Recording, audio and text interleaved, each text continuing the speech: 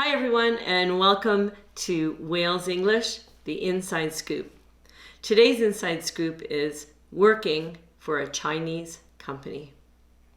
If you're looking at this video, then that means either you already are or you're looking to work online in China.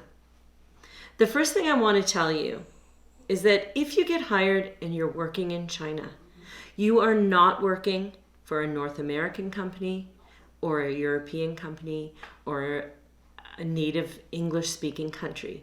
You are working in China. I know that might seem obvious to some of you, but if you've been looking at a lot of YouTube videos or see Facebook groups, there's a constant complaint that I see which prompted me to even make this video.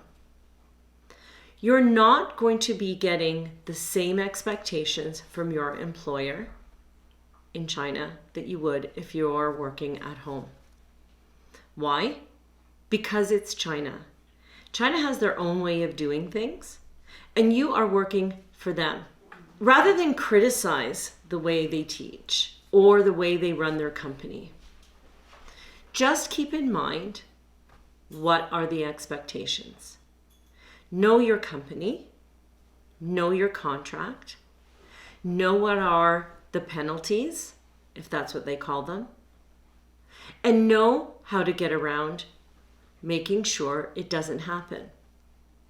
I know there's a lot of pushback when it comes to penalties for not showing up to class or not following a specific rule.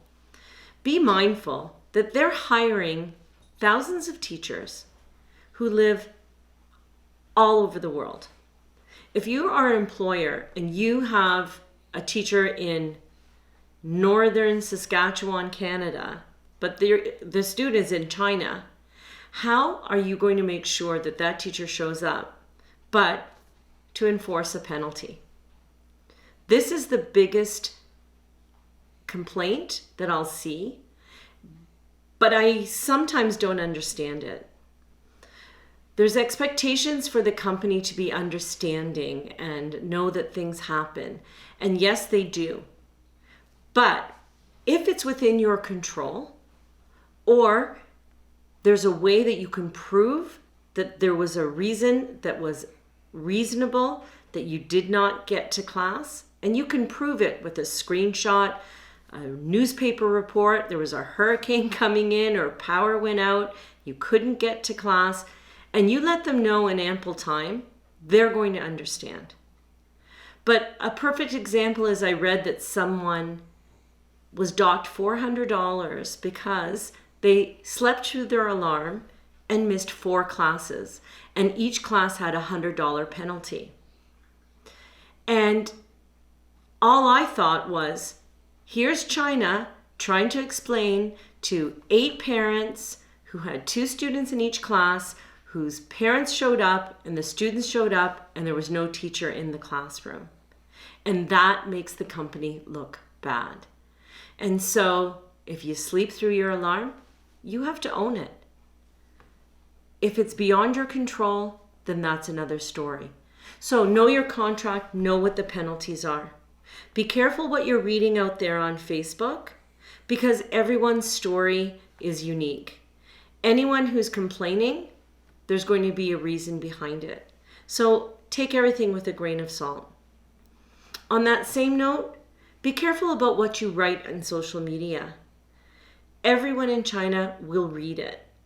Everyone in potential future companies will read it. If your comments reflect poorly on you as a teacher, it will be noted.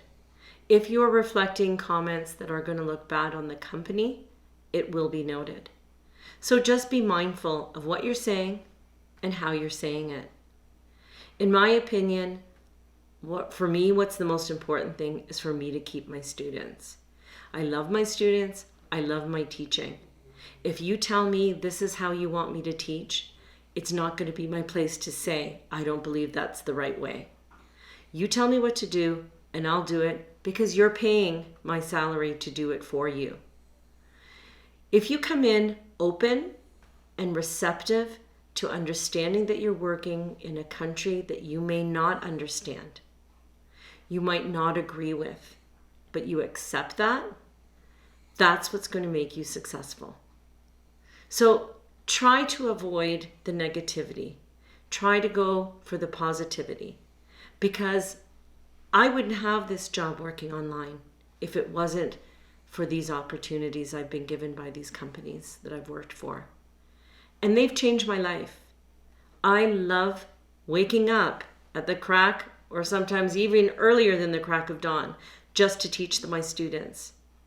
And when I'm not going to see them because I'm going on vacation and my students are crying and saying, "Bye, Teacher Julie, I love you," that is worth everything in the world to me.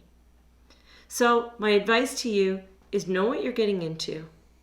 Be happy China has this economy happening where you can teach online at the convenience of wherever you live. And live within those rules. If you do that, I guarantee you, you're going to love it. Did you enjoy these videos? If you did, make sure you like and subscribe. If you want to apply for Wales, use the link below. Thanks.